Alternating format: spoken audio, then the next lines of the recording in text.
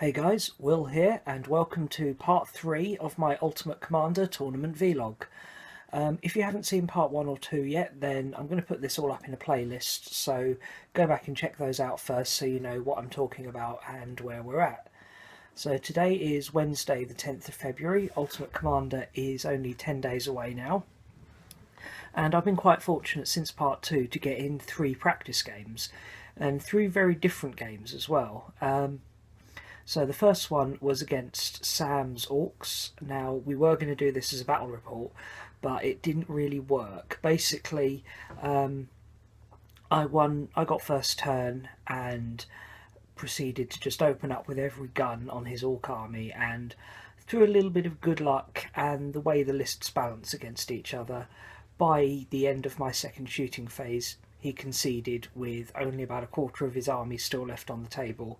I'd taken out all his trucks so his boys couldn't get forward, half his bikes had been blown up by Dark Reapers, Gorkanaut had took a melter gun shot from the Fire Dragons, and the battle wagon had been blown up by the combined firepower of the Wraith Guard and the Falcons. So he really didn't have a lot left, and that really just demonstrates the firepower of Eldar and how Orcs aren't quite there in the current metagame.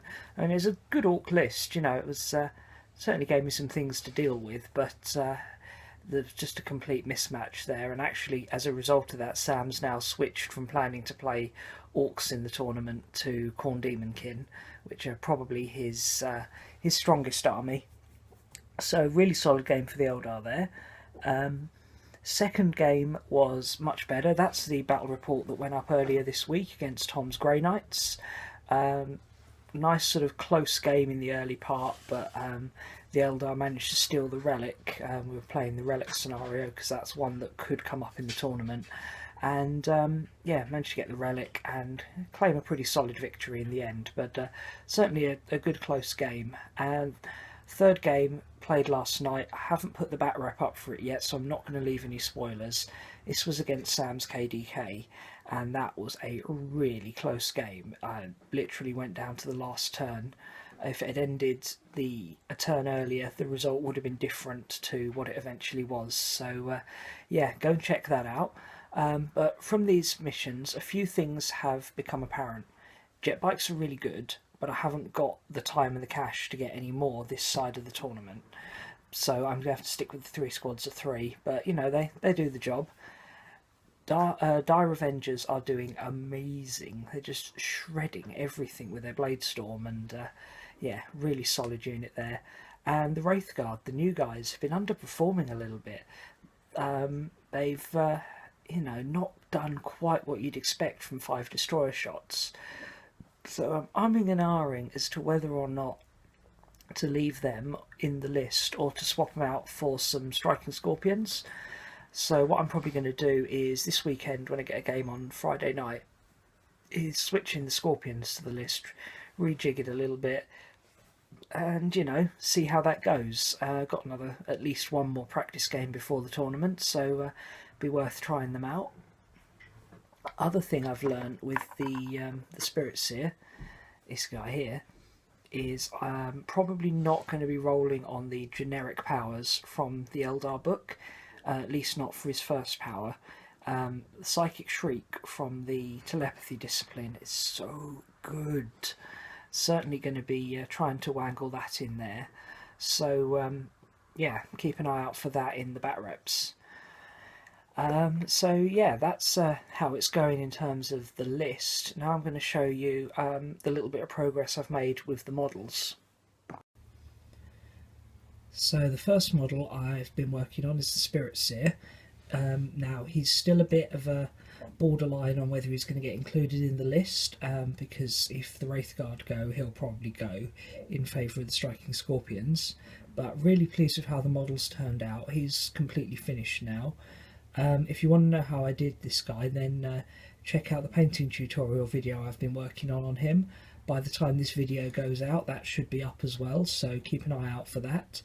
And as you can see, he's got this nice little converted staff from the High Elf kit, and round the back there, got all the nice layering work on the robes. Really pleased with how he's turned out. The other main thing I've been working on is the swooping hawks. Just if I can adjust the light, there we go. So yeah, these guys are looking good now. They're not quite finished. I still need to do the bases properly and edge highlight the white parts.